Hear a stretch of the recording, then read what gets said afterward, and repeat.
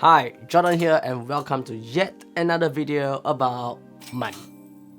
Hello, I like money.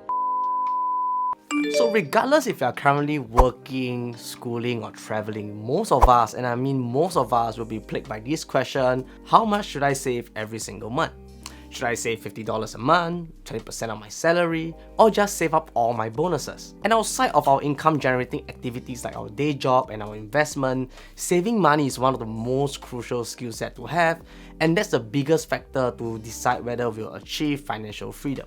And even if you're a high income earner that knows how to invest but doesn't save, there's a 50% chance that you might run into money troubles as well. And therefore, regardless of whether your income is high or low, knowing how to invest and how much to save will be one of the most important factors in getting you to your financial goals. So we might not be able to save our way to riches, but having a habit of saving will open up more opportunities for us to leverage with tools that are available in the market to grow our money. And according to many different financial blogs and videos, the most recommended amount is to save 20% of our salary. But for us Singaporeans, it might seem like a lot of money because CPF already takes up 20% of the salary, leaving us with only 80% of our salary left. And many would treat CPF like our savings because we can use it to purchase a house, use it for medical and much more. But think about it this way: treating your CPF as your savings is really dangerous because your money is locked there until retirement, which is currently at 67 years old. And if you do want to go on a holiday, you are not able to withdraw money from your CPF to pay for your holiday. And if you want to purchase a car, you're not able to use CPF as well. So your money in CPF is kind of locked up till retirement, which to me makes it kind of useless until we are purchasing a house. So we can use the 50-30-20 rule, which is where the 20% savings is recommended. And if you've got no idea what the 50-30-20 rule is, basically we are splitting up our money into 3 different buckets: 50% towards our needs, 30% towards our wants, and 20% towards our savings. And by following this rule, we can do either of the following.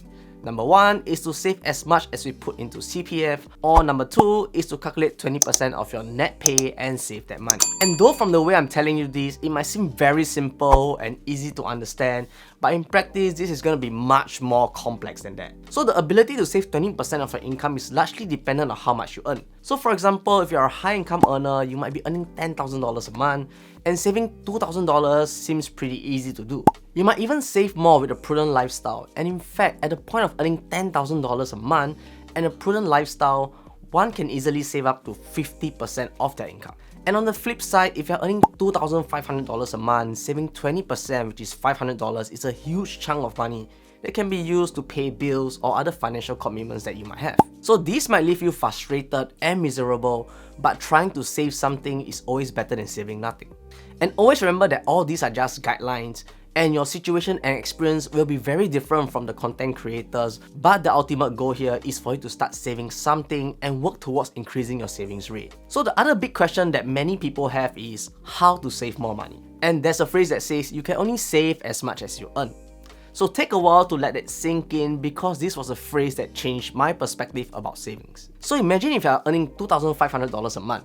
The maximum that you can save will probably be something around $2,000 if you are really prudent, which means there is no eating out, it's all home cooked meals, and some people might enjoy it and some people might not.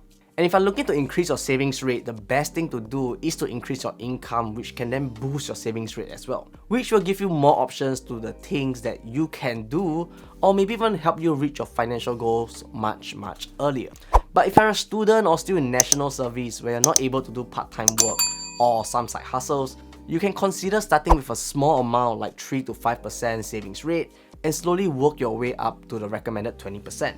So once you got your saving up to speed, you need to find the best bank account to help you save your money. And personally, I use CIMB Fast Saver. It's not a sponsored video, but it's because it gives me a 0.5% for the first $10,000 without any frills or any hoops to jump through. And all these banks rates do change, and do look around and read the fine prints to get the best deal that suits you, because at the end of the day, your lifestyle and mine can be very different. So deciding how much you save doesn't have to be difficult, and you can start with any amount that you're comfortable with. You can stick to it and then make a habit out of it. And then you can track it over time and see if your savings rate is affecting your lifestyle, or if you should adjust your lifestyle a little bit to increase your savings rate. So this will be a journey of self-discovery, which I hope all of you that watch this video do try out. And this brings us to the end of today's video. And if you haven't, do me a favor by smashing the like button, subscribe, turn on the notifications to get the latest updates. And as always, stay safe, invest safe, and I'll see you in the next one.